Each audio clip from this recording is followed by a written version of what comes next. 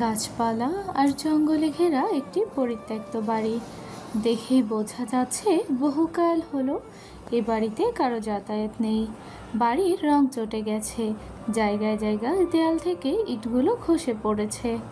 বাইরে থেকে দেখলে মনে হবে ভেতরে জন্তু জানোয়াররা এই বাড়িটাকে নিজেদের আস্তানা বানিয়েছে।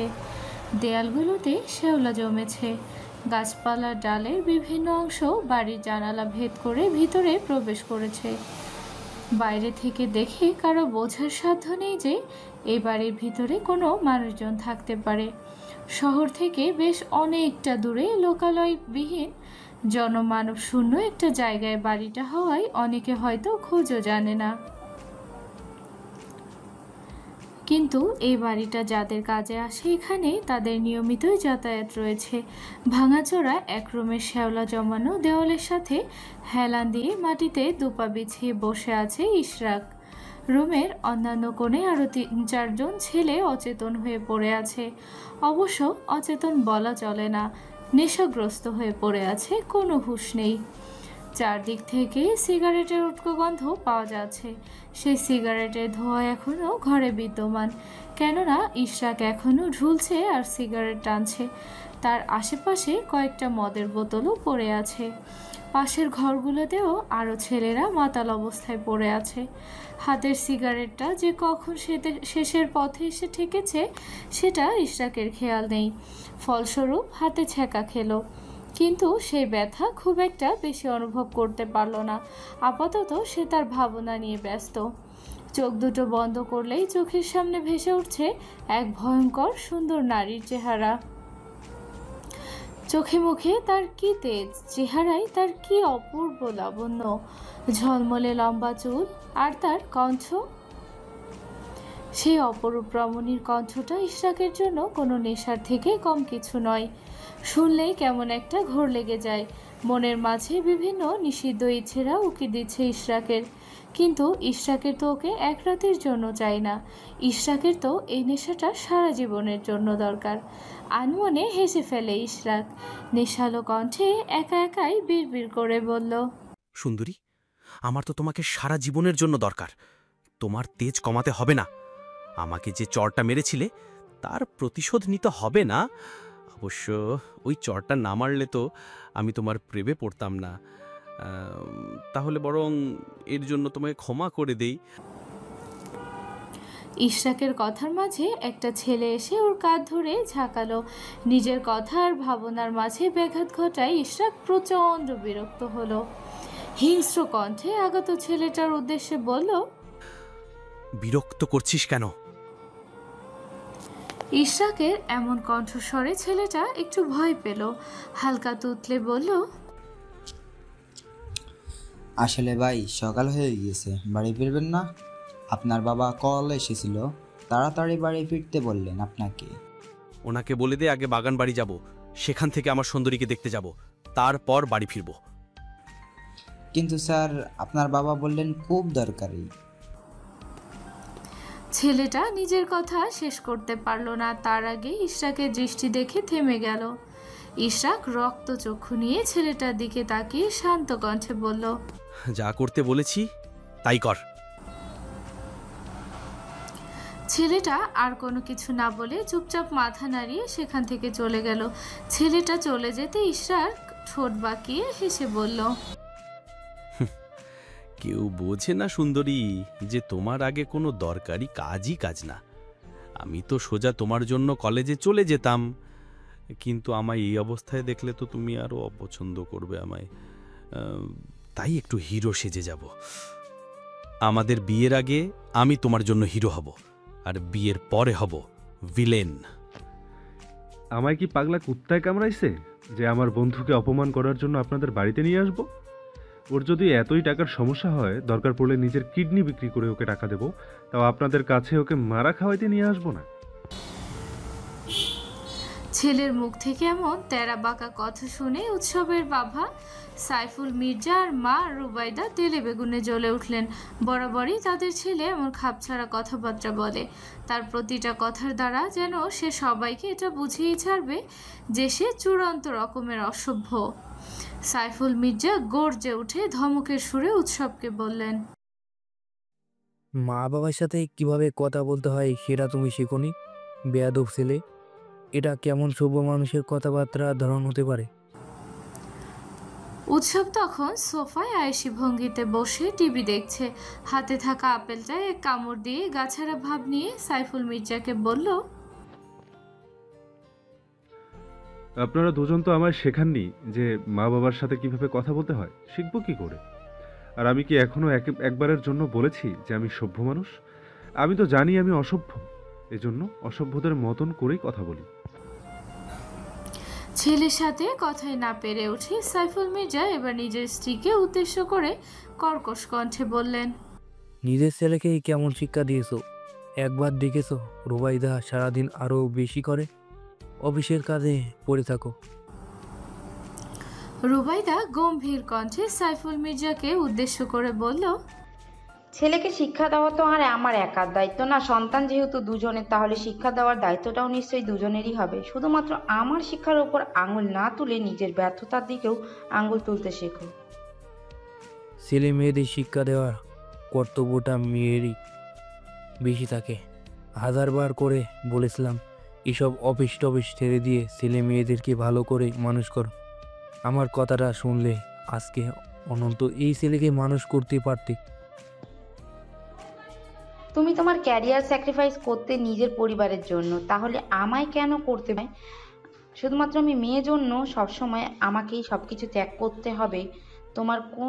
তোমার কোনো দায়িত্ব নেই নিজের পরিবারের প্রতি? দুজনের ঝগড়ার মাঝে উৎসব হো হো করে হেসে উঠল। সোফা থেকে উঠে ডাইনিং টেবিলের দিকে এগিয়ে এসে দুজনকে উদ্দেশ্য করে ব্যঙ্গাত্মক গলায় বলল, দারুণ! ঝগড়ার টপিকটা ছিলাম আমি, কিন্তু এখন দুজন দুজনের ওপর দোষারোপ করতে শুরু করলেন। নিজের ছেলেমেয়ের জন্য তো সবসময় আপনাদের দুজনের কারোই ছিল না। অযথা একজনকে দোষারোপ করে লাভ নেই। একটা সন্তানকে বড় করে তুলতে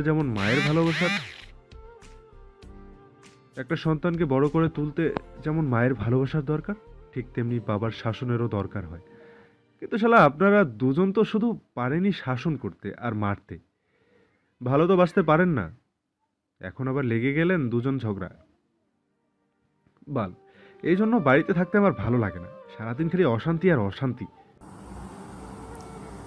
উৎসবের কথাই দুজনেই চুপ করে গেলেন। একদম শুরু থেকে চুপচাপ পুরো ঘটনাটা নীরব দর্শকের মতো দেখে যাচ্ছে উষা আর কাশফিয়া। উষার জন্য এই ঝগড়া ঝামেলা নিত্যদিনের ব্যাপার হলেও কাশফিয়ার জন্য এটা একদমই নতুন। এতদিন শুনে এসেছিল, কিন্তু আজ প্রথম নিজ চোখে দেখল। ফলে কাশফিয়া বিস্ময় ভরা দৃষ্টিতে তাকিয়ে সবার ঝগড়া দেখছে আর উষা নিজ মনে খেয়ে যাচ্ছে। খাওয়ার মাঝে কাশফিয়া উষার কানের কাছে গিয়ে ফিস ফিস করে বলল, এই উষা, তোর ভাইকে আটকা। এই ছেলেকে তো আমি যতটা অসভ্য ভেবেছিলাম তার থেকে বেশি অসভ্য। এভাবে কেউ মা বাবার সাথে কথা বলে? উষা নির্বিকার ভঙ্গিতে কাশফিয়াকে বলল, চুপ করতে তুই। তুই কিছু জানিস না জন্যই এমন মনে হচ্ছে। যা হচ্ছে হতে দে, তুই চুপচাপ খেয়ে নে। তুই ওদেরকে আটকাবি না? তোর কিছু বলা নেই এসবের মাঝে? সূত্রপাত তো হলো তোর বিষয় নিয়েই। উষা তাচ্ছিল্য ভরা কণ্ঠে বলল, কাকে আটকাবো? এই বাড়িতে কেউ কারো কথা শুনি নাকি? যে যার মতন চলে। ভাইকে থামাতে বললে থামলেও থামতে পারে, কিন্তু শুধুমাত্র ভাইয়াকে কেন বলবো? ও তো ভুল কিছু বলেনি। কাশফিয়া আর এই নিয়ে কোনো কথা বাড়ালো না। এমনিতেও উৎসবের ব্যাপারে কোনো কিছু জানার তার বিন্দুমাত্র আগ্রহ নেই। এই পৃথিবীতে যদি সব থেকে বিরক্তিকর কোনো মানুষ থেকে থাকে কাশফিয়ার জন্য, তাহলে সেটা উৎসব, যার নামটা অবধি শুনলে কাশফিয়ার মাথায় আগুন জ্বলে। রুবাইদার ফোন বেজে উঠতেই সে খাবার মাঝপথে রেখে বেরিয়ে পড়লো কাজের জন্য। ওনার ঠিক পাশেই উৎসব দাঁড়িয়ে থাকার জন্য স্ক্রিনে কল করা ব্যক্তিটির নাম উৎসব খুব ভালোভাবে দেখতে পেল। তিনি উঠে চলে যেতেই উৎসব সাইফুল মির্জাকে উদ্দেশ্য করে বলল, কাকে আমাদের দায়িত্ব নেয়ার কথা বলছেন? যে নিজের বন্ধুর কল পেয়ে পুরো পরিবারকে ডাইনিং টেবিলে ফেলে রেখে হনহন করে বেরিয়ে পড়লো তাকে? আচ্ছা আপনারা একটু ভালো বাবা মা হতে পারলেন না? জন্ম যখন দিয়েছিলেন তাহলে একটু আদর যত্নও তো দিতে পারতেন। উনি ওনার বন্ধুর কল পেয়ে বেরিয়ে পড়লেন, আপনি কিছুক্ষণ পর আপনার বান্ধবীর কল পেয়ে বেরিয়ে পড়বেন। আর শালা আমাদের যত সমস্যা আমার বন্ধুকে নিয়ে। ও তাও আমাকে অমানুষ বানায়নি, যতটুকু মানুষ হয়েছি ওর আর ফুপির জন্যই হয়েছি। আপনাদের আশায় থাকলে এতদিনে ভবলীলার সাঙ্গ হয়ে যেত। কথাটা বলে টেবিলের উপর থেকে বাইকের চাবিটা নিয়ে উৎসব বেরিয়ে পড়ল। উৎসবের এতগুলো কথার প্রেক্ষিতে সাইফুল মির্জা একটা বাক্য উচ্চারণ করতে পারলেন না। উৎসবের বলা একটা কথাও তো ভুল নয়। সত্যিই তো ওনারা দুজন নিজেদের ক্যারিয়ারের জন্য ছেলে মেয়েদের কথা ভুলেই গিয়েছেন। সারাদিন কি করে নিজেদের ব্যবসার উন্নতি করা যায়, নিজেদের প্রভাব প্রতিপত্তি, টাকা পয়সা বাড়ানো যায়, কি করে আরও ভালো থাকা যায় সেসব নিয়ে ভাবনা ভাবেন। অথচ বাড়িতে যে দুটো ছেলে মেয়ে আছে সে বিষয়ে তাদের খেয়ালও থাকে না। দিন শেষে একটাবার ফোন করে খোঁজও নেন না যে ওরা দুজনে সারাদিন কিছু খেয়েছে কিনা। অবশিষ্ট খাবারটুকু তিনি নিজেও আর খেতে পারলেন না। উঠে চলে যেতে নিলে পিছন থেকে উষা বলে উঠল, বাবা, আমার টিউশন নিয়ে আর ভাবতে হবে না। আমার একটা ফ্রেন্ড একজনের কথা আমায় বলেছে, উনি নাকি খুব ভালো পড়ান। আমি ওনার কাছে পড়ব। যেমনটা ভালো বোঝো। কথাটা বলে সাইফুল মির্জা উঠে চলে গেলে নিজের প্লেটের খাবারটুকু শেষ করে উষা একবার ফাঁকা ডাইনিং টেবিলটার দিকে তাকালো। তাচ্ছিল্য করে হেসে কাশফিয়াকে বলল, দেখ কাশফিয়া, এই যে আমার পরিবার, কেউ নেই, সবাই যে যার মতন রাগ দেখিয়ে বেরিয়ে গেল। এভাবে কেন বলছিস উষা? আমি আছি না, একটু পর মাও চলে আসবে। তোরা তো আর রোজ রোজ থাকিস না, কিন্তু এই এত বড় বাড়িটাতে প্রতিদিন আমায় একা থাকতে হয়, আর এই একাকিত্বটাই ভীষণ ভয়ঙ্কর। উৎসব, দয়া করে একটু চুপচাপ বসবি তুই? বাচ্চাদের মতো এমন ছোটাছুটি করছিস কেন? নির্ভীকের রাগী গলার কণ্ঠে বলা কথায় উৎসব বিরক্তিকর কণ্ঠে মুখ বাঁকিয়ে বলল, তুই আগে এই বালের পড়াশোনা থামা, দেখবি তাহলে আমিও থেমে যাব। এমনভাবে পড়ছিস যেন দেশের উন্নতির দায়িত্ব একা তোর কাঁধেই পড়েছে। নির্ভীক কোনো উত্তর দিল না। নির্ভীকের থেকে গুরুত্ব না পেয়ে উৎসব প্রচণ্ড বিরক্ত হলো। নির্ভীক উৎসবকে গুরুত্ব দিল না, এই কথাটা উৎসব মানতে পারল না, কিন্তু এই নিয়ে নির্ভীককে কিছু বললও না। পাশে বসা নির্ভয়কে বলল, ওই টুনির বাপ, আমি চলে যাচ্ছি। যেখানে উৎসব মির্জার কোনো গুরুত্ব নাই সেখানে মেয়েরা বালোরা ঠেকা পড়েনি তো থাকার। ওই ভং ধরা বিদ্যাসাগরের বংশধরের বলে দিস ও যেন আর আমার সাথে আলগা পিরিত দেখাইতে না আসে। শালা হারামি, দাঁত থাকতে দাঁতের মর্যাদা বুঝবে না তো। নির্ভীক এবারেও কিছু বলল না। নির্ভয় শুধু ভ্রুকুচকে তাকিয়ে দুজনকে ভালোভাবে পর্যবেক্ষণ করছে, কেননা ওদের সব কাহিনী আজ নতুন না। উৎসব এবার সরাসরি নির্ভীকের সামনে থেকে ওর বইটা কেড়ে নিয়ে নির্ভীকের মুখোমুখি বসে এক প্রকার চেঁচিয়েই বলল, কি সমস্যা রে তোর? জ্যান্ত মানুষ চিল্লাচ্ছে তোর সামনে, তোর কি কানের মধ্যে ঢুকছে না? বাল, কি এমন বড় তুমি যার গুরুত্ব আমার থেকেও বেশি? নির্ভীক স্বাভাবিক কণ্ঠে বলল, আজে বাজে শব্দ ছাড়া কথা বলতে পারিস না? না, পারি না। আমার রক্ত তোর মতন অত পবিত্র না। কথার মাঝে দু চারটে গালি না দিলে আমার হয় না, সেটা তুই জানিস না? নির্ভীক একটা হতাশার শ্বাস ফেলে বলল, তোকে মানুষ বানাতে পারলাম না আমি। 24 বছরে আমার আব্বা আম্মাই আমারে মানুষ বানাইতে পারেনি, তুই কি বাল বানাবি? শোন শালা, মাথা আমার ভীষণ গরম আছে, কথা কইস না তুই। সকালে বাড়ি থেকে কিছু খেয়ে আসিনি, আমি ক্ষুধা লেগেছে, পকেটে টাকা নেই, একটা পাউরুটি আর কলা খাওয়াবি? উৎসবে রাগ আরো বাড়লো, ঝাঁঝালো কণ্ঠে বলল, শালা তুই আসলেও হারামি। কিছু গিলিসনি সকাল থেকে, সেটা আমায় আগে বললে কি হতো? আমি ভরা পেট নিয়ে গরম দেখাচ্ছি আর উনি খালি পেট নিয়ে হজম করতেছে। আগে বললেই হতো যে আমার কথা শুনে পেট ভরানোর ইচ্ছে আছে, গলার মাঝে একেবারে ঢুকিয়ে দিতাম। কি ব্যাপার, বড়লোকের বাচ্চা তো খেপেছে কেন আজ? গার্লফ্রেন্ড কি ধোকা দিয়ে পালালো নাকি? একে তো উৎসবের মেজাজ অত্যন্ত গরম হয়ে আছে, তার উপর আবার তিশানের এমন কৌতুকপূর্ণ কথা তার ঠিক সহ্য হলো না। তিশান বেঞ্চের উপর বসে পুনরায় কৌতুক করে উৎসবকে বলল, আমার কথাই তার মানে সত্যি নাকি বড়লোকের বাচ্চা? দেখো, মারা খাওয়া প্রাণী, মাথা আমার আগ্নেয়গিরির মতন টকবক করে, শুধু ফুটছে। এর মাঝে প্লিজ তুমি আরও জলার মতন কথা বলো না। উৎসবের কথা শুনে তিশান হাস্যোজ্জ্বল কণ্ঠে বলল, কি ব্যাপার বলো তো ভাইয়া, আজ তোমায় দেখে মনে হচ্ছে তুমি কোথাও থেকে বেশ বড় সড়ো একটা মারা খেয়ে এসছো। পুরো ব্যাপারটা একটু খোলাসা করে বলো তো শুনি। উৎসব কিছু বলতে নেবে তার আগেই পাশ থেকে নির্ভীক বলে উঠল, নিশ্চয়ই বাড়িতে আবার ঝামেলা করে এসেছে। ওকে আমি চিনি না। বাড়ির গরম এখন এখানে এসে আমাদের উপর ঝাড়ছে তিশান ভাই। উৎসব রাগী কণ্ঠে বলল, তো কি করতাম? ওনারা শুধু চোখে আমার ভুল দেখেন, নিজেদের কোনো দোষ দেখতেই পান না। আমি হলাম কিভাবে এমন অসভ্য? নির্ভীক বিরক্তিকর কণ্ঠে বলল, তোকে কতবার বলেছি উৎসব, বাবা মা যেমনই হোক তারপরে ওনাদের সাথে ভালো আচরণ করবি। আমার কথা শুনিস না কেন?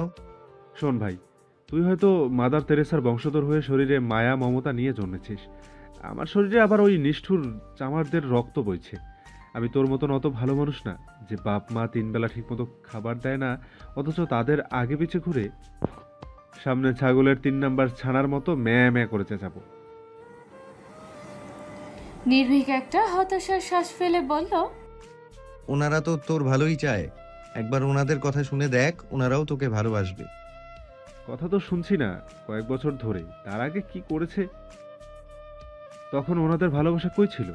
সব থেকে বড় কথা, আমাকে ভালোবাসতে হলে আমাকে বদলে কেন ভালোবাসতে হবে? আমি যেমন তেমন ভাবে আমাকে ভালোবাসা যায় না? তুই তো কখনো আমাকে বদলাতে চাস না। তুই তো আমি যেমন তেমন ভাবে আমাকে ভালোবাসিস। না হলে বাকি মানুষ কেন পারে না? কারণ বাকি মানুষগুলো তো নির্ভীক না, আর না তুমি নির্ভীকের মতো মানুষদেরকে ভালোবাসো। হিসেবটা খুবই সহজ, তারপরে তুমি গরমিল করে ফেলছো। এই বুদ্ধি নিয়ে তুমি অঙ্ক পড়েছো কি করে বলো তো? কথার পিঠে কথা বাড়বে, একসময় দেখা যাবে হয়তো সকাল গড়িয়ে দুপুর হয়ে গেছে, তাও এই আলোচনা চলছে। নির্ভীক সবাইকে তাদের কথার মাঝপথে থামিয়ে দিয়ে সবাইকে উদ্দেশ্য করে বলল, আজ সকালে আমিও বাড়ি থেকে খেয়ে আসতে পারিনি, প্রচন্ড ক্ষুধা লেগেছে। আমি খাবার অর্ডার দিতে যাচ্ছি। কে কি খাবে তাড়াতাড়ি বলো। নির্ভয়ের কথার প্রেক্ষিতে তিশান বলে উঠল, তুমি খাওয়াবে নাকি? তার মানে তুমিও দেখছি বড়লোকের বাচ্চা হয়ে গেলে। নির্ভয় স্মিত হেসে বলল, বড় লোকের বাচ্চা হইনি ভাই। হয়তো খুব বড় কিছু খাওয়াতে পারবো না আপনাদেরকে, কিন্তু সামান্য পরোটা আর ডাল খাওয়ানোর সামর্থ্য আমার আছে। হ্যাঁ, হয়তো বাকি 2 দিন হেঁটে বাড়ি ফিরতে হবে, সেটা বড় কথা নয়। তিশানও হালকা হেসে বলল, দেখেছো ভাইয়া, তুমি পর হয়ে নিজে 2 দিন হেঁটে বাড়ি ফিরে আমাদেরকে খাওয়াতে চাইলে খুশি মনে, অথচ নিজের রক্তে কিছু মানুষ এক ফোঁটা পানির জন্য দিনরাত খোটা দেয়। হুট করে পরিবেশটা কেমন গুমোট হয়ে উঠল। তিশান সত্যি কথা বলল তো সেটাই হয়তো সবার মেনে নিতে একটু কষ্ট হচ্ছে। পরিবেশটা স্বাভাবিক করতে উৎসব বলে উঠল, তোদের কাউকে বাড়ি ফিরতে হবে না, আমি আছি কি বাল ছিড়তে। কে কি খাবি বলতো? 4টে পরোটা আর ডাল অর্ডার দিয়ে উৎসব পুনরায় নিজের জায়গায় এসে বসলো। আশেপাশে তাকিয়ে কাউকে একটা খুঁজে প্রশ্নাত্মক গলায় বলল, বকুল ফুলকে যে কোথাও দেখতে পাচ্ছি না, আজ আসেনি নাকি? নির্ভীক বইয়ের পাতায় দৃষ্টি রেখে উৎসবকে বলল, গ্রামে গেছে, আজ আসবে না। এদিকে নির্ভীককে পুনরায় বই পড়তে দেখে উৎসব বিরক্তিকর কণ্ঠে বলল, তুই আবার বই পড়া শুরু করেছিস নির্ভীক? সামনে পরীক্ষা, ভুলে গেছিস? সে তো পড়লেও টুনে টুনে পাশ করবা, না পড়লেও টেনে টুনেই পাশ করব। আর এত পরে কি হবে? ওই মারা খাওয়া প্রাণীকে দেখ, পড়াশোনা করেও বেকার ঘুরছে। তাহলে লাভটা কি এসব কষ্ট করে? নির্ভীক বইয়ের পাতাটা বন্ধ করে মুখে হালকা হাসি ফুটিয়ে তুলে বলল, শেষ সম্বল।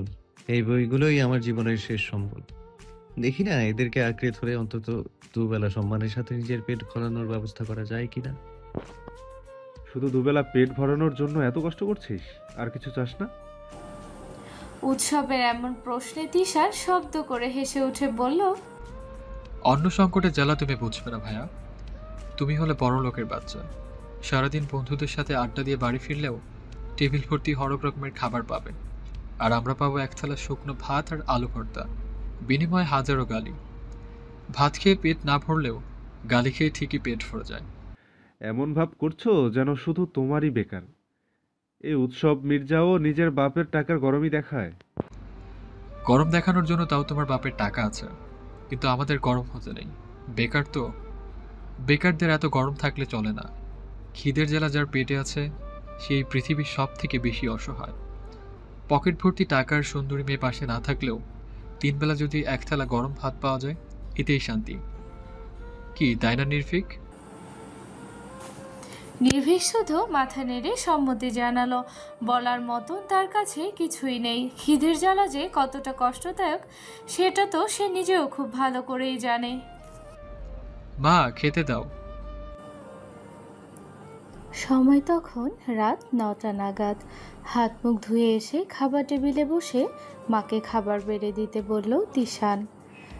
বাড়ির সবার খাওয়া শেষ, শুধু বাকি আছে তিশান। মিনা বেগম ছেলেকে বসতে বলে রান্নাঘর থেকে ভাত তরকারির বাটি আনতে গেলেন। তিশানের প্লেটে ভাত বেড়ে দিয়ে তিনি মাছের তরকারির বাটিটার খোঁজ করলেন, কিন্তু পেলেন না। শুধুমাত্র ডাল আর সবজির বাটিটা পেলেন। তিশান সবজি দিয়ে খাওয়া শুরু করলো। মিনা বেগম গলা উঁচিয়ে নিজের বড় ছেলের বউকে ডাকলেন। শাশুড়ি মায়ের গলার আওয়াজ শুনে বিথি ঘর থেকে বেরিয়ে এলো। বিথিকে দেখতে পেয়ে মিনা বেগম প্রশ্নাত্মক গলায় জিজ্ঞেস করলো, মাছের তরকারিটা কোথায় রেখেছো? তরকারি তো নেই মা। বিথির মুখ থেকে কথাটা শুনতেই তিশানের খাবার হাত থেকে থেমে গেল। মিনা বেগম প্রশ্নাত্মক গলায় জিজ্ঞেস করলো, নেই মানে? আমি তো নিজে তরকারির বাটিটা রান্নাঘরে রেখে এলাম। আসলে মা, আপনার বড় ছেলের তরকারিটা খুব ভালো লেগেছিল। ও তো সবজি ডাল কিছুই নেয়নি, শুধু মাছের তরকারি দিয়েই ভাত খেয়েছে। মাছ তো ছিল না, একটু ঝোল ছিল, ওটা আমি ফেলে দিয়েছি। মাছ ছাড়া শুধু ঝোল আর কে খাবে বলুন? তরকারিটা তো ওদের 2 ভাইয়ের জন্য রাখা ছিল। বিথি হালকা অপরাধী কণ্ঠে বলল, আসলে মা, আমি তিশানের কথা ভুলেই গিয়েছিলাম। মনে থাকলে তো আর আপনার বড় ছেলেকে 2 টুকরো মাছ দিয়ে দিতাম না। মিনা বেগম আরো কিছু বলতে নেবেন তার আগেই তিশান বলে উঠল, থাক মা, মাছ লাগবে না, তুমি বরং আমায় একটা ডিম ভেজে দাও। মিনা বেগম মাথা নাড়িয়ে সম্মতি জানিয়ে রান্নাঘরে যেতে নিলে পিছন থেকে বিথি উদ্বিগ্ন কণ্ঠে ডেকে উঠল। মিনা বেগম পেছন ফিরে তাকাতেই বিথি বলে উঠল, ফ্রিজে একটাই ডিম আছে মা, কাল সকালে আপনার নাতিকে স্কুলের টিফিনের জন্য দেবো। রোজ একটা করে ডিম না খাওয়ালে ওকে হয় না। তিশান, তুমি বরং আজ একটু ডাল আর সবজি দিয়ে কষ্ট করে খেয়ে নাও না ভাই। তুমি তো খেতে পারো এইসব দিয়ে, কিন্তু আমার ছেলেটা আবার ডিম ছাড়া খেতেই পারে না। বিথির কথা শুনে তিশান তাচ্ছিল্য হাসলো। প্লেটের ভাতটুকু আর গলা দিয়ে নামবে না। তিশান চেয়ার থেকে উঠে দাঁড়াতেই মিনা বেগম উদ্বিগ্ন কণ্ঠে বলে উঠলেন, খাওয়া ছেড়ে উঠলি কেন বাবা? তুই বস, আমি আলু ভেজে এনে দিচ্ছি। না মা, লাগবে না, তুমি গিয়ে ঘুমাও, অনেক রাত হয়েছে, আমার খিদে মরে গেছে। একটু খেয়ে নে বাবা, সারা রাত না খেয়ে থাকতে নেই, শরীর খারাপ করবে। দোয়া করো মা, যেন না খেয়ে থেকে মরে যাই, অনেকের বোঝা কমবে। তিশানের কথার প্রেক্ষিতে মিনা বেগম আর কিছু বলতে পারলেন না। দূরে দাঁড়ানো বিথি বলে উঠল, একটা দিন একটু কষ্ট করে ডাল সবজি দিয়ে ভাত খেয়ে নিলেই কি এমন হয়? মানুষটা সারাদিন খেটে খেটে রোজগার করে সংসার চালায়, একদিন একটু তাকে 2 পিস মাছ দিয়েছি জন্য এত গরম দেখাতে হবে তোমার? এক ভাইয়ের জন্য আরেক ভাই নিজের জীবন অবধি দিয়ে দিতে পারে ভাবি, সেখানে 1 পিস মাছ কোনো ব্যাপার না। কিন্তু বড় ভাইয়ের ব্যাপারটা হচ্ছে তোমার আচরণ। শুধুমাত্র তোমার মতন কিছু মহিলার কারণে আজ সংসারগুলোতে এত ভাই ভাই অশান্তি। খবরদার তিশান, একদম আমার সাথে আজে বাজে আচরণ করবে না। আমার স্বামীর টাকায় খেয়ে আমাকেই গরম দেখাবে, এসব আমি সহ্য করব না। যদি এতই মাছ ডিম খাওয়ার ইচ্ছা হয় তাহলে নিজের টাকা দিয়ে কিনে নিয়ে খাও। আর মা, আপনাকেও বলছি, একবেলা মাছ না খেলে তেমন কোনো ক্ষতি হবে না। এই ব্যাপারটাকে এত জটিল না বানালেও পারতেন। তিশান পুনরায় তাচ্ছিল্য হেসে বিধিকে উদ্দেশ্য করে বলল, এই এক সবজি ডাল দিয়ে খেতে খেতে মুখের স্বাদ মরে গেছে। একবার মনে করে দেখো তো, মাসে কয়দিন আমাকে মাছ মাংস খেতে দাও? কোনোদিন আবার আমার কথা মনেও থাকে না।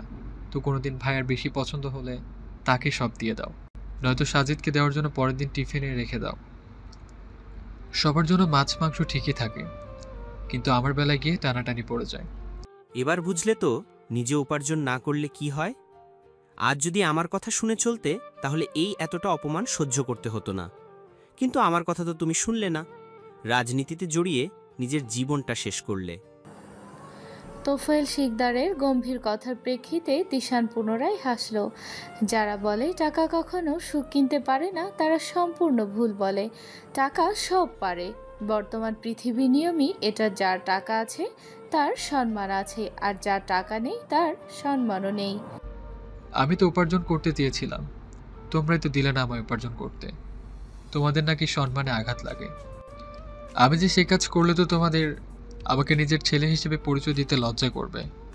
আমি যে কাজ করতে পারি সেটা তোমরা আমায় করতে দেবে না, আর যেটা আমার পক্ষে সম্ভব না সেটা নিয়ে তোমরা আমার সামনে খোঁচাতেই থাকবে। আবার দিনরাত খোটা দাও তোমাদের টাকায় খায় জন্য। আসলে আমি করবোটা কি বলো তো? নিজের জীবন শেষ করে এখন আমার থেকে পরামর্শ চাইছো কি করবে? আগে হুঁশ ছিল না তোমার? পড়াশোনাটা তো ঠিকভাবে শেষ করতে পারলেই না, একটা চাকরি করার মুরদ নেই। কতবার করে বললাম প্রবীরের কাছে গিয়ে অনুরোধ কর, একটা চাকরির ব্যবস্থা করে দেবে, কিন্তু না, তা তো তুমি করবে না। যখন আমার কথা শুনবে না তাহলে আমার থেকে পরামর্শ চাইছো কেন? যা ইচ্ছে তাই করো। বিশ্বাস করো, তুমি বাঁচো মরো তাতে আবার কিছু যায় আসে না। এখন তোমাকে দেখলেই আমার বিরক্ত লাগে। তিশান নিজের মায়ের দিকে তাকিয়ে বলল, যদি কখনো খবর পাও মা যে রাস্তায় কোনো গাড়ি অ্যাক্সিডেন্ট করে আমি মারা গিয়েছি, সেদিন তুমি কেঁদো না। আজ যেমন নীরব দর্শকের ভূমিকা পালন করছো, সেদিন তুমি নীরবই থেকো। কেননা সেদিন তোমার বড় লোকের চাকরি করা ছেলে মরবে না, মরবে তোমার এক বেকার ছেলে। আর বেকারের মৃত্যুতে কাঁদতে নেই, সেটাও লজ। তোমার কাছে একটা অনুরোধ করছি, তুমি যেমন প্রায় আমাকে বলো না মরিস না কেন, এবারের এই কথাটা তোমার মনোজাতে চেও। মায়ের দোয়া আল্লাহ তাআলা কবুল করে নেবেন। কথাটা বলে তিশান বাহিরে বেরিয়ে গেল। বিধিও চুপচাপ নিজের ঘরে চলে গেল। মিনা বেগম আঁচলে মুখ গুজে কাঁদতে কাঁদতে স্বামীকে উদ্দেশ্য করে বললেন, না খেয়ে ছেলেটা বেড়ে গেল, এখন এভাবে না বললেও পারতে। তোফায়েল শিকদার গম্ভীর কণ্ঠে বললেন, যেতে দাও, ওকে বুঝতে হবে যে এই পৃথিবীতে নিজের আর বাবার টাকা ছাড়া কারো টাকা আপন হয় না। একমাত্র বাবাই বসিয়ে খাওয়াবে, ভাই ভাবি কখনো বসিয়ে খাওয়াবে না। অন্ধকার রাস্তায় দুই বান্ধবী গল্প করছে আর হাঁটছে। বাড়ি ফেরার তাদের কোনো তাড়া নেই, না কেউ তাদেরকে বাড়ি ফেরার জন্য তাড়া দিয়েছে। অবশ্য দেবেই বা কে, ওদের তো কোনো পরিবারই নেই। এটা অবশ্য ওদের দুজনের রোজগার যাতায়াতের পথ। কিন্তু এত রাত কখনো হয়নি। রাস্তার ধারে কোনো ল্যাম্পপোস্টও নেই। অন্ধকারের মধ্যে রাস্তার দুধারে গাছগুলোকে ভয়ঙ্কর লাগছে দেখতে। মনে হচ্ছে কোনো মানুষ দাঁড়িয়ে আছে। বেশ একটা গা ছমছমে পরিবেশ। এত রাতে এই রাস্তা দিয়ে হাঁটতে স্বাভাবিকভাবে যে কারোরই ভয় করার কথা। ভূত প্রেতের ভয় না থাকলেও ছিনতাইকারীর ভয় থাকবেই, কিন্তু প্রভা কিংবা সৌমির সেসবের কোনো ভয় নেই। মরার ভয় ওদের দুজনের নেই। কিন্তু তাই বলে এমন না যে ওরা বাঁচতে চায় না। ওরা বাঁচতে চায়, নিজেদের মতন করে নিজেদের জীবনটা কাটাতে চায়, এই সুন্দর পৃথিবীতে সুন্দরভাবে বেঁচে থাকতে চায়। কিন্তু ওই যে কোনো পিছুটান নেই, সেজন্য জীবনটা হারানোর ভয়ও নেই। সন্ধ্যাবেলা অনাথ আশ্রমে গিয়েছিল দুজন। সপ্তাহে অন্তত একদিন দুজনে সময় করে অনাথ আশ্রমে যায়। ছোটবেলা থেকে যে পরিবেশে বেড়ে উঠেছে সেই পরিবেশটা দুজনের কাছে খুব প্রিয়। সেখানকার মানুষগুলো ওদের কাছে ভীষণ প্রিয়। টিউশন পড়িয়ে অনেক দিন থেকে দুজন একটু একটু করে টাকা জমা ছিল একদিন অনাথ আশ্রমের বাচ্চাদের বিরিয়ানি খাওয়াবে জন্য। অবশেষে পর্যাপ্ত টাকা দুজনে মিলে জমা করতে পেরেছে বলে এসেছে যে কাল দুপুরে সব বাচ্চাদের ওরা বিরিয়ানি খাওয়াবে। সেই বাচ্চাদের সাথে সময় কাটাতে কখন গল্প করতে করতে রাত হয়ে গিয়েছে সেই খবর তাদের কারোরই ছিল না। সেজন্য ফিরতে দেরি হয়ে গেল। গল্পের মাঝে সমী প্রভাকে উদ্দেশ্য করে বলল, এই প্রভা, চল না আজকে আমরাও বাইরে থেকে কিছু খাই, টাকা তো আছে। খাবি? কিন্তু কাল যদি আবার টাকা কম পড়ে তখন কি করব? আর চিন্তা করিস না, কাল সকালে একটা টিউশনের টাকা পাবো, কম হলে সেখান থেকে দিয়ে দিব। সমীর কথা শুনে প্রভার মুখেও হাসি ফুটে উঠল। উচ্ছ্বসিত কণ্ঠে বলল, তাহলে চল, হোটেল থেকে খাবার প্যাক করে বাড়ি নিয়ে গিয়ে আজ আমরা পার্টি করব। প্রভা কথাটা বলতেই দুই বান্ধবী উল্লাসে মেতে পড়ল। ওদের আনন্দ উল্লাসের মাঝেই হুট করে প্রভার কাঁধ থেকে কেউ একটা টান দিয়ে ব্যাগ নিয়ে দৌড় দিল। দুজনে একযোগে সাহায্যের জন্য চিল্লিয়ে উঠল। কিন্তু এমন নির্জন পরিবেশে এই রাতের সময় সাহায্য পাওয়া অসম্ভব প্রায়। দুজনেই চোরের পেছনে দৌড় লাগালো। বেশি দূর দৌড়াতে হলো না ওদের, কেননা তার আগেই দেখলো ছিনতাইকারীকে কেউ একজন ধরেছে। দুজনে তড়িঘড়ি করে লোকটার কাছে এগিয়ে গেল। চোরটা আমার ব্যাগ নিয়ে পালিয়েছিল, ওকে ছাড়বেন না।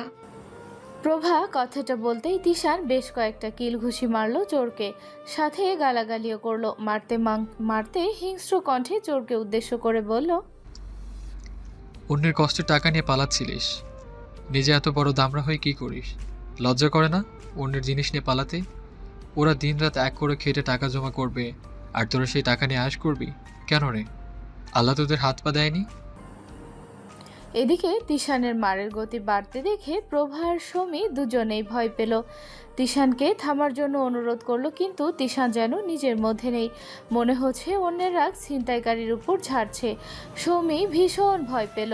গুটিসুটি হয়ে প্রভার পিছনে গিয়ে দাঁড়ালো। প্রভা বেশ কয়েকটা সময় অনুরোধ করার পর অবশেষে তিশান থামলো। তিশান ব্যাগটা কেড়ে নিয়ে প্রভার হাতে দিল। একটু ছাড়া পেতেই চোরটা দিল দৌড়। ব্যাগটা হাতে পেয়ে যেন প্রভা আর সমী দুজনেই নিজেদের প্রাণ ফিরে পেল। কত কষ্ট করে নিজেরা না খেয়ে একটু একটু করে এতগুলো টাকা জমা করেছে। আজকে দুজনের টিউশন থেকে পাওয়া টাকাও ছিল ব্যাগে। সমী তো খুশিতে কেঁদেই ফেললো ব্যাগটা ফেরত পেয়ে। একদম ব্যাগটাকে জড়িয়ে ধরে বাচ্চাদের মতো করে কাঁদলো। হুট করে তিশান ধমক দিয়ে দুজনকে উদ্দেশ্য করে বলল, এত রাতে এই রাস্তায় দুটা মেয়ে কি করছো? ও একা জন্য ব্যাগ নিয়ে দৌড় দিয়েছিল। যদি দলবল নিয়ে আসতো তাহলে অন্য কিছু করার উদ্দেশ্য হতো। এত বড় হয়েছো, সামান্য বুদ্ধিটুকু মাথায় নেই? তিশানের ধমকের প্রেক্ষিতে সৌমি কিছু বলার সাহসই পেল না। প্রভা আমতা আমতা করে ধীর গলায় বলল, আসলে ভাইয়া এই রাস্তা দিয়ে আমরা প্রতিদিনই যাতায়াত করি, কিন্তু আজকে কিছু কাজের জন্য একটু দেরি হয়ে গিয়েছিল ফিরতে। প্রতিদিনই যখন এই রাস্তায় যাতায়াত করো তাহলে তো আরো ভালো করে জানার কথা রাতের বেলা এই রাস্তা কতটা খারাপ। বাড়িতে কাউকে ফোন করে এগিয়ে আসতে বলতে পারোনি? ব্যাগটা তো এমনভাবে ধরে আছো যেন সোনার খুনি লুকিয়ে রেখেছো এর মাঝে। এতই যখন মূল্যবান সম্পদ, তাহলে এটা একটু সাবধানেও তো রাখার ব্যবস্থা করতে হয়। তিশানের কথার প্রেক্ষিতে প্রভা হালকা হেসে বলল, বাড়িতে তো কেউ নেই ভাইয়া, কাকে ডাকবো? প্রভার কথার প্রেক্ষিতে তিশান ভ্রু কুঁচকে প্রশ্ন করল, হোস্টেলে থাকো এখানে? না ভাইয়া, বাড়ি ভাড়া নিয়ে থাকি। বাসা কোথায়? জানি না ভাইয়া। তিশান মৃদু বিরক্তিকর কণ্ঠে বলল, নিজের বাড়ির ঠিকানা জানে না, এটা কোনো কথা? ছোট বাচ্চাও তো নাও তোমরা। নিজের বাড়ি নেই, বাড়ির ঠিকানা জানবো কি করে? প্রভার কথায় তিশানের মাথাটা ঘুরে উঠল। একেই তো খিদেতে পেটটা চোচো করছে, তার উপর আবার প্রভার হেয়ালি করা কথাবার্তা, সব মিলিয়ে তিশানের মাথাটা একটু গরম হলো। খোলাসা করে একটু বলো তো, তোমাদের সমস্যা কি? আকাশ থেকে টপকাওনি তো? একে তো খিদের জ্বালায় মরছি, তার উপর তোমাদের এসব গাজালানো কথাবার্তা। আসলে ভাইয়া আমরা দুজনেই অনাথ আশ্রমে বড় হয়েছি। এখন একটা বাড়ি ভাড়া নিয়ে দুজনে থাকি, সেটাও নিজের বাড়ি না। আমাদের বাবা মা কোথায় থাকেন, আদৌ এখনো বেঁচে আছেন কিনা, আমরা সেসব কিছুই জানি না। সেই জন্যই নিজের বাড়ির ঠিকানাটাও আপনাকে বলতে পারলাম না। আর ঠিক এই কারণেই ফোন করে কাউকে এগিয়ে আসতে বলতে পারিনি। আমরা দুজন ছাড়া আর কেউ নেই। প্রভার কথাই তিশানের খুব খারাপ লাগলো। না জেনে শুনে হয়তো একটু বেশি রেগি কথা বলে ফেলেছে ওদের সাথে। অপরাধী কণ্ঠে বলল, সরি, তোমাদের সম্পর্কে না জেনে এভাবে আমার কথা বলা উচিত হয়নি। আরে না না ভাইয়া, ক্ষমা কেন চাইছেন? আপনি ক্ষমা চাওয়ার মতো কিছুই বলেননি। আমরা তো আপনার কাছে কৃতজ্ঞ। বিশ্বাস করুন ভাইয়া, আর যদি ব্যাগটা চুরি হয়ে যেত তাহলে সব থেকে বেশি কষ্ট পেতাম নিষ্পাপ বাচ্চাগুলোর মুখে একটু খাবার তুলে দিতে না পারার আফসোসে। আপনার এই উপকারের কথা সারা জীবন আমাদের মনে থাকবে। তিশান হালকা হাসলো। এই প্রথম সৌমি সাহস করে তিশানকে বলল, হ্যাঁ ভাইয়া, আপনি আমাদের অনেক উপকার করেছেন। এবার একটা রিকোয়েস্ট রাখবেন? হুট করে সৌমি কথাটা বলায় প্রভা নিজেও একটু ভরকালো। তিশান ভ্রুকুচকে প্রশ্ন করলো, কি? আসলে ভাইয়া, আপনি আমাদের এত উপকার করলেন, তাই আমরা আপনাকে একটা থ্রেট দিতে চাই। আর আপনি তো বললেন যে আপনার খিদা লাগছে। সৌমির কথায় সায় জানিয়ে প্রভাও বলে উঠল, হ্যাঁ ভাইয়া, চলুন না, আমাদের খুব ভালো লাগবে। তিশান সন্দেহী গলায় বলল, দুজন আবার আমাকে অপহরণ করবে না তো? এত জোর করছো কেন? তিশানের এবারে প্রশ্নের উত্তরটা সৌমি দিল। অপহরণের উদ্দেশ্য তো থাকে টাকা চাওয়ার, আর আমরা এত টাকা দিয়ে কি করব বলুন? মানুষ ভবিষ্যতের জন্য টাকা জমায়, আর আমাদের দুজনের তো ভবিষ্যৎ বলতে কোনো কিছুই ঠিক নেই। যেখানে জীবনের প্রতি মায়াই নেই, সেখানে টাকা দিয়ে কি করব? সৌমির বলা কথাটা তিশানের বেশ ভালো লাগলো। সত্যি তো, জীবনের প্রতি যদি মায়া না থাকে তাহলে টাকার প্রতি আর কিসের নেশা? এমনিতেও আমাকে অপহরণ করলে কিছু পাবে না। নিজের পকেটে আছে 10 টাকা, বাড়িতে ফোন করলে বলবে ওকে মেরেই ফেলো। এমনিতেও আমাদের কোনো কাজে আসে না, তাও টাকা দিতে পারবো না। কথাটা বলে তিশান নিজেই শব্দ করে হেসে উঠল। এই নির্মম সত্যগুলো কি সুন্দর হাসতে হাসতে বলে ফেলল সে। জীবনটা তার দুঃখে ভরা, তবুও সে হাসতে চায়, প্রাণ খুলে হাসতে চায়। কিন্তু তিশানের সে হাসি কারো যেন ঠিক সহ্য হয় না। বেকারদের বুঝি প্রাণ খুলে হাসার অধিকারও নেই? আর কি খাবেন ভাইয়া বলুন? প্রভার প্রশ্নের প্রেক্ষিতে তিশান কৌতুকপূর্ণ কণ্ঠে বলল, আরো খাওয়াবে? তোমরা দুজন তো দেখছি ভালোই বড় লোক। খেলেন তো একটা রোল। এত বড় একটা মানুষ একটা রোল খেলে কি হয়? বেশ, তবে 1 প্যাকেট সিগারেট কিনে দাও। কি? তিশান সিগারেট চাওয়ার সাথে সাথে প্রভা আর সৌমি দুজনে একযোগে চিৎকার করে উঠল। কি বলে? দুজনের অভিব্যক্তি দেখে মনে হলো যে তিশান খুব বড়সড় কোনো অন্যায় আবদার করেছে। তিশান নিজেও চমকে উঠে বলল, কি? আপনি সিগারেট খান? শুধু খাই না, এটা না খেলে আমার পেটের ভাত হজম হয় না। অসম্ভব ভাইয়া, আমরা কখনোই জেনে শুনে আপনাকে সিগারেট কিনে দিতে পারবো না। আপনি অন্য যা ইচ্ছা খেতে চাইবেন, আমরা তাই খাওয়াবো ভাইয়া, কিন্তু তাও প্লিজ আপনি সিগারেট খাবেন না। প্রভার কথার প্রেক্ষিতে তিশান গাছাড়া ভাব নিয়ে বলল, আজ না হয় আটকালে, কিন্তু প্রতিদিন তো আর তোমাদের সাথে দেখা হবে না। কাল সকালে উঠে আমি আবার সিগারেটের প্যাকেট নিয়ে বসবো, তখন কি করবে? সৌমি অনুরোধ করে বলল, এমনটা করবেন না ভাইয়া। আপনি জানেন সিগারেট আপনার শরীরের জন্য কতটা ক্ষতিকর? এটা ধীরে ধীরে আপনাকে মৃত্যু দিকে নিয়ে যাচ্ছে। আপনি সিগারেট খেয়ে যে ধোঁয়া ছাড়েন, সেটার জন্য আরও অনেকের ক্ষতি হচ্ছে। তার উপর তো এটা হারাম। জেনে শুনে কেন এসব করছেন? সৌমির কথায় তাল মিলিয়ে প্রভাও বলল, সৌমি একদম ঠিক বলেছে ভাইয়া। আপনার পুরো জীবন এখনো পড়ে আছে। আপনি দেখতে এত সুন্দর, অনেক সুন্দর একটা বউও পাবেন, কিন্তু যদি ভাবি শোনে যে আপনি সিগারেট খান তাহলে বিয়ে নাও করতে পারে। তাই বলছি, সুন্দরী বউ বিয়ে করার জন্য হলেও আপনাকে সিগারেট ছাড়তে হবে। তিশান শুধু বিস্ময় ভরা দৃষ্টিতে তাকিয়ে ওদের দুজনের কথাগুলো শুনল। দুজনে থামতেই তিশান বলে উঠল, এতদিন জীবনের প্রতি যে মায়া ছিল না, বিশ্বাস করো তোমাদের দুজনের কথা শুনে এখন সেই মায়া জন্মালো। এত গভীরভাবে আমি কখনোই ভেবে দেখিনি। আর এই যে কোকড়া চুল, তোমার কথা শুনে মনে হচ্ছে যে দেশের অর্ধেক মানুষের অসুস্থতার কারণ আমি। তিশানের থেকে এমন সম্বোধন শুনে অবাক হলেও দাঁত বের করে হাসলো সৌমি। ওদের দুজনকে একটু অপেক্ষা করতে বলে পাশের দোকান থেকে কয়েকটা ললিপপ কিনে এনে তিশানের হাতে ধরিয়ে দিয়ে বলল, এ নিন ভাইয়া, আজ থেকে বরং ললিপপ খাওয়ার অভ্যেস করুন। যখন সিগারেট খেতে মন চাইবে ললিপপ মুখে দিয়ে রাখবেন। এটার দামও কম সিগারেট থেকে, আর বেশিক্ষণ খেতেও পারবেন। কথাটা বলে সৌমি পুনরায় দাঁত বের করে হাসলো। তিশা নিজের হাতে থাকা ললিপপগুলোর দিকে তাকিয়ে একটা দীর্ঘশ্বাস ছেড়ে বলল, মনটা ভালো করার জন্যই মনে হয় আজ কার্টুনগুলোর সাথে দেখা হলো। কেমন আছেন বাবা কি পারি? পরিচিত কোনো কণ্ঠস্বর পেয়ে পিছন ফিরে তাকাতেই প্রেরণা নির্ভয়ের হাস্যোজ্জ্বল মুখটা দেখতে পেল। সঙ্গে সঙ্গে ওর নিজের মুখেও এক চিলতে হাসি ফুটে উঠল। ভালো আছি, আপনি কেমন আছেন? আমার চলছে। তা এত রাতে আপনি ছাদে এলেন কি করে? আপনার বাবা ভাই আসতে দিল? জানলে তো আসতে দিত না এত রাতে, কিন্তু বাবার ভাইয়ার কেউই জানে না, ভাবিকে বলে লুকিয়ে এসেছি। প্রেরণার কথা শুনে নির্ভয় বিস্ময় ভরা কণ্ঠে বলল, আপনি আবার মিথ্যেও বলতে পারেন? আপনি এত সাহসী কবে থেকে হলেন যে নিজের বাবা ভাইকে লুকিয়ে ছাদে এসেছেন? আমি কি ভুল শুনলাম? নির্ভয়ের এমন কথা শুনে প্রেরণার একটা অস্বস্তি হলো। হ্যাঁ, ও হয়তো নিজের বাবা মায়ের কথার অমান্য কখনো করে না, আজকেও তো করেনি। শুধু না জানিয়ে ছাদে চলে এসেছে, তাই বলে এমনভাবে বলতে হবে নাকি? এখানে সাহসী হওয়ার কি আছে? আর ভুলি বা শুনতে যাবেন কেন? প্রেরণার কথার ভাবভঙ্গি দেখে নির্ভয় হেসে ফেলল।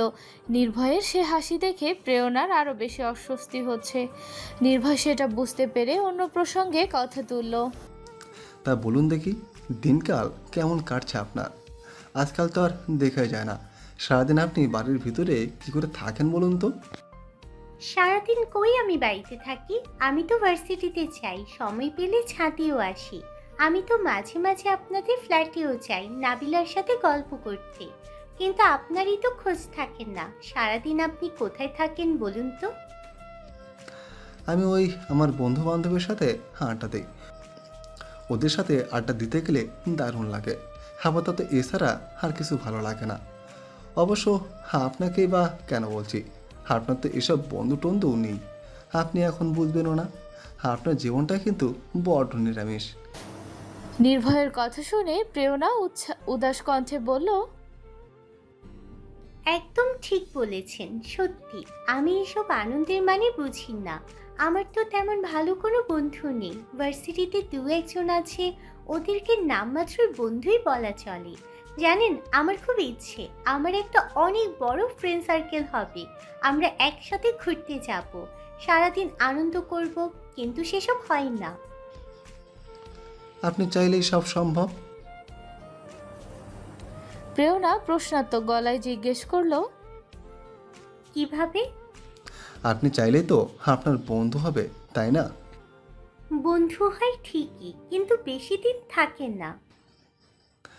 আমার ফ্রেন্ড সার্কেলে যোগ দিতে পারেন। ওরা মরবে তবু নিজের বন্ধুকে ছাড়বে না। কিন্তু ভাইয়াকে কে বোঝাবে? ভাইয়া যদি শোনে না তাহলে আমাকে প্রচুর বকবে। ভাইয়া এইসব একদম পছন্দ করেন না। আসলে আমাকে যে একদমই নিষেধ করে তেমনটাও না। ভাইয়া বলে বন্ধুদের নিয়ে যে আনন্দ করে বাড়িতে করতে, কিন্তু আমার বন্ধুগুলো এমন হয় বাড়িতে কিছু করতেই চায় না। সবসময় শুধু এই জায়গায় ওই জায়গায় ঘোরাঘুরি, সেজন্য আমার আর বন্ধু থাকে না। আমার গ্যাংয়ের সাথে একদিন আপনার আলাপ করে দেব, দেখবেন ভালো লাগবে। আচ্ছা ঠিক আছে, আমি এখন আসি কেমন? এই সময় করে বাবা আমার ঘরে আসে প্রতিদিন, আমায় না পেলে চিন্তা করবে। কথাটা বলে প্রেরণা চলে যেতে নিলে নির্ভয় পিছন থেকে বলে উঠল, আপনি আপনার বাবাকে খুব ভালোবাসেন তাই না? ওনার কোনো কথা অমান্য করেন না।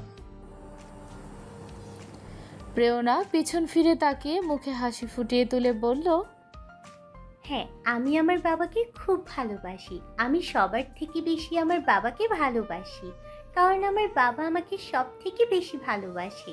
আর আমি জেনে শুনে কখনো আমার বাবার কথার অমান্য করব না। আমি নিজ থেকে আমার বাবাকে কখনোই কষ্ট দিতে পারবো না।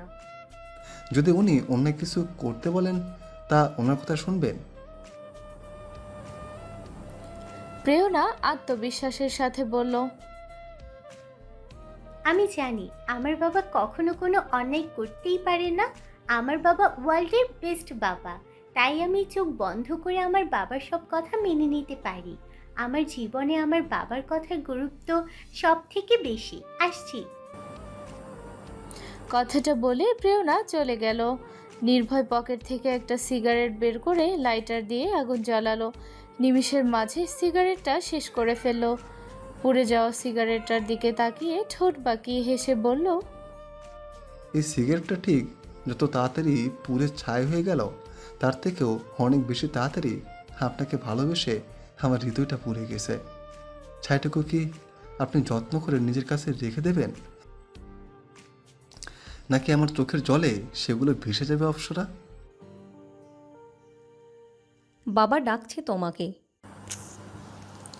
কারো কণ্ঠস্বর পেতেই নির্ভীক সেদিকে ফিরে তাকালো। নির্ভীক তখন সারা রুম জুড়ে নিজের একটা বই খুঁজতে ব্যস্ত। সামিয়াকে এক নজর দেখে আবার নিজের কাজে মনোযোগ দিয়ে স্বাভাবিক কণ্ঠে বলল, বয়সেও তোমার থেকে বড়, সম্পর্কেও ভাইয়া বলে ডাকতেই পারো। সামিয়া মৃদু বিরক্তিকর কণ্ঠে বলল, তুমি কি আমার ভাই নাকি যে তোমাকে ভাইয়া বলে ডাকতে যাব? আমার ভাই আছে, ওকে আমি ভাইয়া বলে ডাকি। দুজনের জন্মদাতা যেহেতু এক, তাহলে সেই সূত্র ধরে আমাদের সম্পর্কটা ভাই বোনেরই হয়। যে কোনো সম্পর্ককে সম্মান করতে শেখো। এত জ্ঞানের কথা না বলে চুপচাপ বাইরে এসো তো। ভালো লাগে না তোমার এত জ্ঞানের কথা শুনতে সব সময়, বিরক্তিকর। কথাটা বলে সামিয়া চলে যেতে নিলে নির্ভীক ওকে থামতে বলল। বিরক্তিতে নাক মুখ কুঁচকে পিছন ফিরে তাকিয়ে সামিয়া বলল, আবার কি হলো? তুমি কি আমার ঘর থেকে কোনো বই নিয়েছো?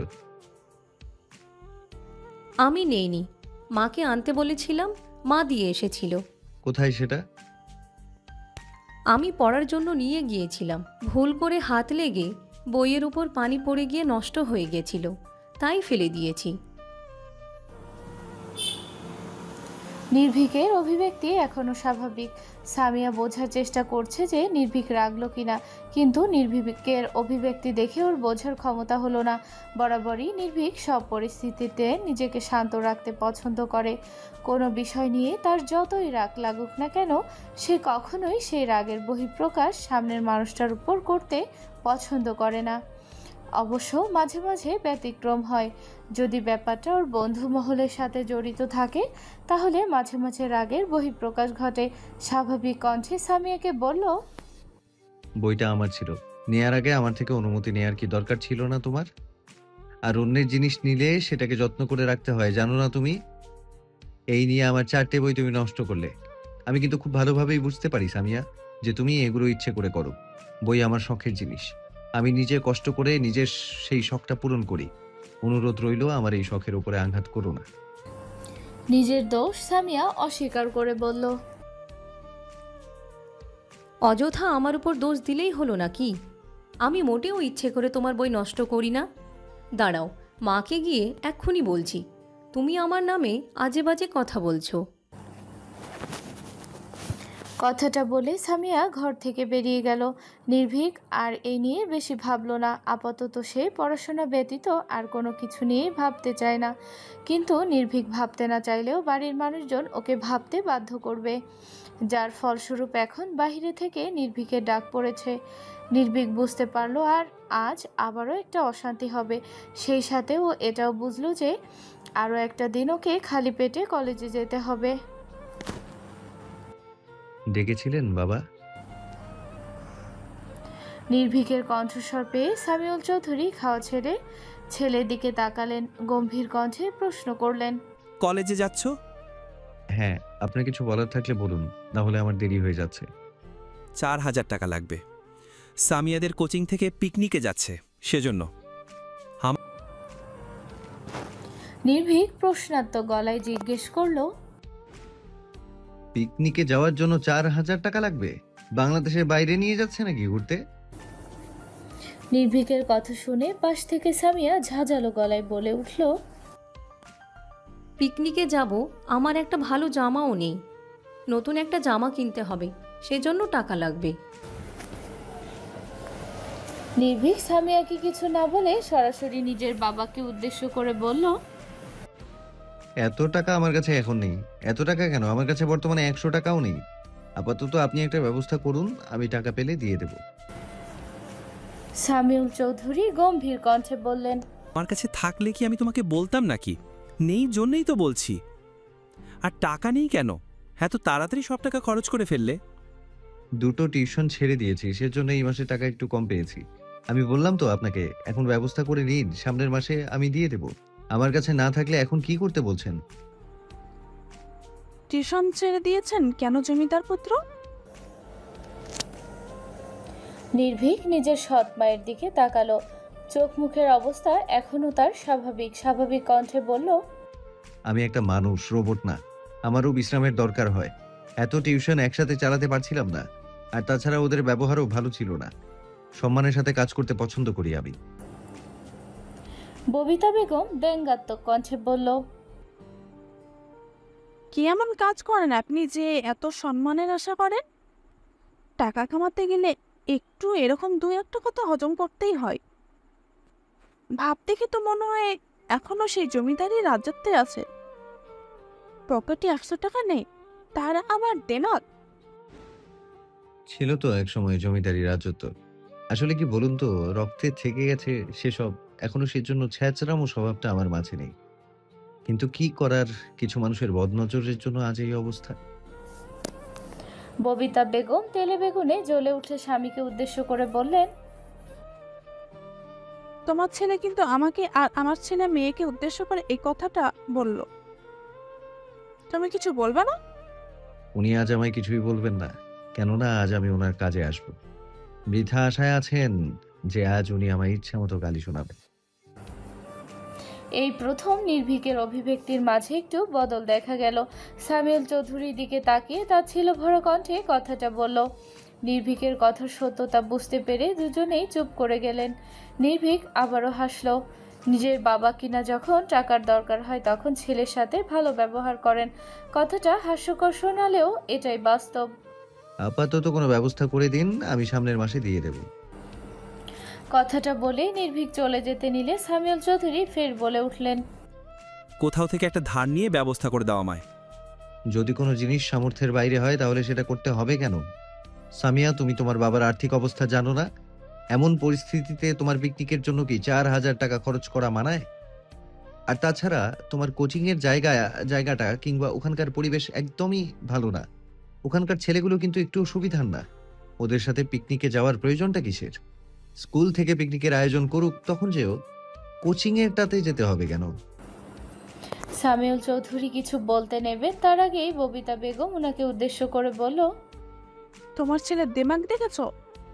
সামান্য কয়টা টাকা চেয়েছ জন্য আমার মেয়ের যাওয়াটাই বন্ধ করে দিতে চাইছে। আমি তোমাকে বলছি ওর কাছে টাকা ঠিকই আছে, কিন্তু এই যে তুমি আগে বলে দিয়েছ যে আমার মেয়ের পিকনিকের জন্য টাকা চাইছো, সেজন্য আর দিতে চাইছে না। ছিনিয়ে নাও, আমি ওকে শয়তান ছেলে একটা। নির্ভীক নিজের প্যান্টের পকেট থেকে মানিব্যাগটা বের করলো। চামড়ার মানিব্যাগটাও ছিঁড়ে গিয়েছে। মানিব্যাগের ভেতর থেকে 3টে 20 টাকার নোট, একটা 10 টাকার নোট আর কয়েকটা কয়েন বের করে সেগুলো ববিতা বেগমের সামনে মেলে ধরে বলল, এই কয়টা টাকাই আছে আমার কাছে, এগুলো কি নেবেন? রেখে দিন। নির্ভীক ডাইনিং টেবিলের উপর টাকাগুলো রেখে খালি মানিব্যাগ পকেটে ঢুকিয়ে বেরিয়ে এলো। পেটে খিদে, গায়ে বল নেই, মাথার উপর সূর্যের তাপ, এক পা হাঁটার জন্য ওর শরীরটা আর সায় দিচ্ছে না। পকেটে টাকাও নেই। নির্ভীক কী করবে ভেবে পাচ্ছে না। ওর ভাবনার মাঝে হুট করে পায়ের সামনে কেউ একজন বাইকের ব্রেক কষলো। নির্ভীক চমকে 2 কদম পিছিয়ে গেল। মাথা তুলে আগন্তুকের দিকে তাকাতেই দুটো পরিচিত মুখ দেখতে পেল। না চাইতেও দুটো মুখ দেখে নির্ভীকের মুখে হাসি ফুটে উঠল। স্বস্তি পেল। তিশান বাইক থেকে নামলো, কিন্তু উৎসব নামলো না।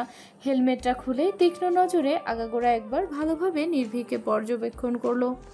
প্রতিদিনকার মতোই একটা শার্ট প্যান্ট পরেছে, কাঁধে সেই একই ছেঁড়া ছুড়ো ব্যাগটা ঝুলছে। চোখ মুখ দেখে মনে হচ্ছে শরীরটা ভীষণ দুর্বল। ফর্সা মুখটা কালো হয়ে উঠেছে। উৎসব ভ্রু কুঁচকে প্রশ্ন করলো, খালাম্মা, মনে হয় আজকেও সকাল সকাল তাণ্ডব শুরু করেছিলে, তাই না? নির্ভীক স্মিত হেসে বলল, সে তো রোজই করে, এ আবার নতুন কি? না, এবার মনে হচ্ছে খালাম্মাকে ভালো মতো একটা ডোজ দিতেই হবে। আজকাল একটু বেশি ঝামেলা পাকাচ্ছে। থুর, বাদ দে তো। তার আগে বল, তোরা দুজনে এই রাস্তায় কি করছিস? পাশে দাঁড়ানো তিশান কৌতুকপূর্ণ গলায় বলে উঠল, আর বলো না ভাইয়া, নিশ্চিত মনে বসে যেই না সিগারেটে একটা টান দিতে বসলাম, অমনি ওই ছেলেটা কানের কাছে খ্যান খ্যান শুরু করে বললো যে ওর নাকি ভালো লাগছে না। মানে ওর এক জায়গায় চুপচাপ বসে থাকতে ভালো লাগছে না, কিছু নাকি উৎপাত করতে মন চাইছে। তো আমি বললাম, তবে চলো হে ভাইয়া, কোনো বিয়ের কোনোকে ভাগিয়ে নিয়ে আসি। আপাতত এর থেকে উদ্ভট কোনো কাজের চিন্তা আমার মাথায় আসছে না। আমরা সেই উদ্দেশ্যে যাচ্ছিলাম, কিন্তু প্রতিমধ্যেই তোমরা আমাদের বাধা হয়ে দাঁড়ালে। ফলস্বরূপ আজকের জন্য আমাদের এই উদ্ভট কাজ এখানেই সমাপ্ত করতে হলো। তিনজনে এসে একটা টঙের দোকানে বসলো। তিশান পকেট থেকে 1000 টাকার একটা নোট বের করে নির্ভীকের দিকে বাড়িয়ে দিয়ে বলল, এই নাও ভাইয়া তোমার টাকা, প্রয়োজনের সময় ধার দেওয়ার জন্য অসংখ্য ধন্যবাদ। এই টাকা আমায় দিয়ে দিচ্ছ? তুমি চলবে কি করে? রেখে দাও, আমায় পরে দিও। আরে নাও তো, পকেটে আরো 1000 খানেক টাকা আছে। তিশানের কথা শুনে উৎসব বিস্ময় ভরা কণ্ঠে বলল, আরে ভাই, তুমিও কি বড় লোকের বাচ্চা হয়ে গেলে নাকি? রাত বিরাতের মাঝে এত টাকা কই পেলে? তিশান মুচকি হেসে বলল, আমাদের জীবনটা ভাই বড়ই অদ্ভুত, কখন কে আপন হয় কে পর হয় কিছুই বোঝা যায় না। রাতের বেলা এক মুঠো ভাত খাবারের জন্য বাবা অনেক কথা শোনালো, বলল আমি মরলেও নাকি তার কিছু এসে যায় না। অথচ সকালবেলা 2000 টাকা গুঁজে দিয়ে বলল বাইরে যেন ভালো মন্দ কিছু খেয়ে নি। তিশানের কথাটা শুনে নির্ভীকের নিজের জীবনের কথা ভেবে বড্ড আফসোস হলো। তিশানের বাবা অন্তত ভাবে নিজের ছেলের কথা জানে যে বাড়িতে ছেলের খাওয়া নিয়ে সমস্যা, সেজন্য বলেছে বাইরে খেয়ে নিতে। অথচ নির্ভীক যে সকালে না খেয়ে বাড়ি থেকে বেরিয়ে এলো, তার বাবা একটাবার খোঁজ করলো না। খাবার সময় কখনো ডাকেও না, কখনো জিজ্ঞাসাও করে না যে খেয়েছে কিনা। অথচ একটা সময় ছিল যখন নির্ভীক নিজের বাবা মার পাশে বসে খুব আরাম করে খাবার খেত। খাবার টেবিলে তখন হরেক রকমের পদ থাকতো। নির্ভীকের মা ওর পছন্দ মতো সব খাবার বানিয়ে দিত, যত্ন করে তুলে খাইয়েও দিত। আর পরিস্থিতি আজ ওকে এমন এক জায়গায় এনে দাঁড় করিয়েছে যে 3 বেলা এক মুঠো খাবার জোটেও দায়ী হয়ে পড়েছে। নির্ভীককে ভাবনার মাঝে ডুবে থাকতে দেখে উৎসব ওর কাঁধে হালকা ধাক্কা দিয়ে প্রশ্ন করল, কি ভাবছিস? নির্ভীক মুখে একটা মিথ্যে হাসি ফুটিয়ে তুলে বলল, কিছু না। তোরা কিন্তু এখনো আমায় বললি না যে এই রাস্তায় তোরা কি করছিলি। আরে ভাই, তোর কথা খুব মনে পড়ছিল, কেন জানি মনে হচ্ছিল তুই ঠিক নেই, তাই ভাবলাম তোকে নিয়ে যাই। এমনিতেও তো অর্ধেক রাস্তা হেঁটে অর্ধেক রাস্তা বাসে ঝুলে ঝুলে কলেজে যাবি, সেখানে ভাবলাম আজ একটু বাইকে করে খাওয়াতে খাওয়াতে নিয়ে আসি তোকে। তোকে দেখতে পেয়ে শান্তি পেয়েছি। নির্ভীক হাসলো। সত্যি তো নির্ভীক ঠিক ছিল না। কেউ না বুঝলেও এই ছেলেটা সবসময় নির্ভীকের মনের কথা বুঝে যায়। কিভাবে বোঝে নির্ভীক সেটা জানে না। নিজের আপন মানুষগুলোর থেকেও সবসময় বেশি ভাবে ওকে নিয়ে। কি করে নির্ভীকের জীবনের কষ্ট দূর করা যায় সেসব ভাবে। সম্ভব হলে হয়তো নিজের সুখের বিনিময়ে হলেও নির্ভীক এর জীবনের সমস্ত দুঃখ দূর করত, কিন্তু তা তো সম্ভব হয় না, কেননা উৎসবের নিজের জীবনেও সুখের বড্ড অভাব। নির্ভীকের ভাবনার মাঝে তিশান বলে উঠল, জানো তো, তোমাদের দুজনের বন্ধুত্ব দেখে আমার খুব হিংসে হয়। আমি কিন্তু খুব চেষ্টা করি তোমাদের দুজনের মধ্যে একটু ঝামেলা লাগানোর। আমি একটু দেখতে চাই ঝামেলা লাগলে তোমরা দুজন দুজনের সাথে ঠিক কি কি করতে পারো। তিশানের কথা শুনে উৎসব হো হো করে হেসে উঠে বলল, তোমার এই আশাটা এই জীবনে পূরণ হবে না। আসরের ময়দানে দুজন সওয়াব দেওয়া নেওয়া নিয়ে টানাটানি লাগলেও লাগতে পারি, কিন্তু তখন দেখার জন্য তুমি সেখানে থাকবে কিনা সেটা এটা নিয়ে সন্দেহ আছে। কোনো কিছু নিয়ে এত গ্যারান্টি দিতে নেই ভাইয়া। এমন কত বন্ধুত্ব নষ্ট হতে দেখলাম, চোখের পলকে এমন হাজার মানুষকে স্বার্থপর হয়ে উঠতে দেখেছি। আমি তো চেষ্টা করে পারছি না, কিন্তু আমার বিশ্বাস তোমাদের বন্ধুত্বের মধ্যে যদি কেউ ফাটল ধরাতে পারে সেটা কোনো সুন্দরী রমণীই পারবে। কেননা আমি একটা কথা বিশ্বাস করি যে পুরুষ মানুষের জীবন গড়ার পেছনে নারীর কোনো হাত থাক বা না থাক, কিন্তু জীবন ধ্বংসের পেছনে কোনো কোন নারীর হাত অবশ্যই থাকবে। আর আমার কেন জানি মনে হয় তোমাদের বন্ধুত্ব ধ্বংস হবে কোনো নারীর হাতে। কেননা বাদবাকি যা কিছু দ্বারা তোমাদের বন্ধুত্ব নষ্ট হওয়ার সম্ভাবনা ছিল তা সব ঘটে গেছে। বাকি আছে শুধু কোনো নারীর আগমন। নির্ভীক আত্মবিশ্বাসের সাথে বলল, পারবে না। একমাত্র সৃষ্টিকর্তা ছাড়া আমাদের বন্ধুত্ব নষ্ট করতে কেউ পারবে না। আর আমার দৃঢ় বিশ্বাস যে আমার আল্লাহ এতটা নিষ্ঠুর না যে আমার জীবন থেকে সামান্য খুশিটুকুও কেড়ে নেবে। জানো তো ভাই, আমাদের দুজনের মাঝে ভালোবাসাটা এতটাই গভীর যে আমরা যদি একে অপরের থেকে নিজেদের জীবনটাও চাই, তাও কোনো প্রশ্ন ছাড়া হাসি মুখে সেটা দিয়ে দেবে।